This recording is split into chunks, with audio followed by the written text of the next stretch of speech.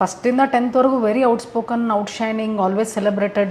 ಆಮೇಲೆ ಯಾವಾಗಲೂ class monitor, ಒಳ್ಳೆ ರ್ಯಾಂಕ್ ತೊಗೊಳ್ದು, ಒಳ್ಳೆ ರ್ಯಾಂಕ್ ಸ್ಟೂಡೆಂಟು, ಪಿ ಯು ಸಿಯಲ್ಲಿ ಹಂಗೂ ಪಾಸ್ ಆದೆ. ಬಟ್ ಈ ಒಂದು ಫೇಲ್ಯೂರ್ ಇದೆಯಲ್ಲ ನನ್ನ ಜೀವನದಲ್ಲಿ first time P U C ಸೈನ್ಸಲ್ಲಿ ಬಂದಿರೋದು. ಅಲ್ಲಿವರೆಗೂ ನಾನು ಫೇಲ್ಯೂರ್ ಮುಖನೇ ನೋಡಿರಲಿಲ್ಲ.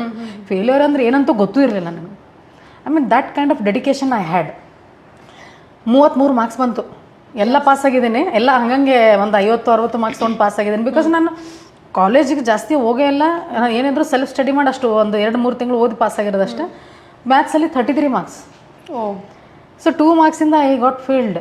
ಆವಾಗ ವಾಟ್ ಐ ಥಾಟ್ ವಾಸ್, ಮುಗಿತಲ್ಲ ಜೀವನ, ಇನ್ನು ವಾಪಸ್ ನಾನು ತಂದೆ ತಾಯಿ ಮುಖ ಹೆಂಗೆ ತೋರಿಸ್ಲಿ, ನನ್ನ ಫ್ರೆಂಡ್ಸಿಗೆ ನಾನು ಏನು ಹೇಳಲಿ, ನಾನು ಏನು ಮಾತಾಡಲಿ, ನನಗೆ ಏಕೆಂದರೆ ಫೇಲ್ಯೂರೇ ಗೊತ್ತಿಲ್ಲ. ಈಗ ಹೋದ ತಕ್ಷಣ ಪ್ರಿಯಾ ಫೇಲ್ ಆದ್ಲು ಅಂದ್ರೆ ನಮ್ಮಮ್ಮ ಏನು ಅನ್ಕೋತಾರೆ, ನಮ್ಮ ಅಪ್ಪ ಏನು ಅನ್ಕೋತಾರೆ, ಈ ಸಮಾಜ ಏನು ಅನ್ಕೊಳುತ್ತೆ, ನನ್ನ ಫ್ರೆಂಡ್ಸ್ ಏನು ಅನ್ಕೋತಾರೆ, ಕೈ ಬಿಟ್ಬಿಡ್ಲಾ ಅಂತ ಯೋಚನೆ ಮಾಡಿದೆ ನಾನು. I was in the harness and ಅದು ಹಗ್ಗ ಇರುತ್ತಲ್ಲ ಮೇಲೆ ಇರುವಂಥದ್ದು ಮೌಂಟೇನ್ ಕ್ಲೈಂಬಿಂಗ್, ಕೈ ಬಿಟ್ಬಿಟ್ರೆ ಮುಗಿತಲ್ಲ ಜೀವನ, ಇಲ್ಲಿಗೆ ಎಂಡ್ ಆಗಿಬಿಡುತ್ತೆ, ಯಾರಿಗೂ ನಾನು ಏನು ಉತ್ತರ ಕೊಡಲ್ಲ ಅಂತ. ಒಂದು ವಚನ ನನ್ನ ಲೈಫನ್ನು ಬದಲು ಮಾಡಿತು. ಛಲವಿಲ್ಲದವರ ಮೆಚ್ಚ ನಮ್ಮ ಕೂಡಲ ಸಂಗಮ ದೇವ.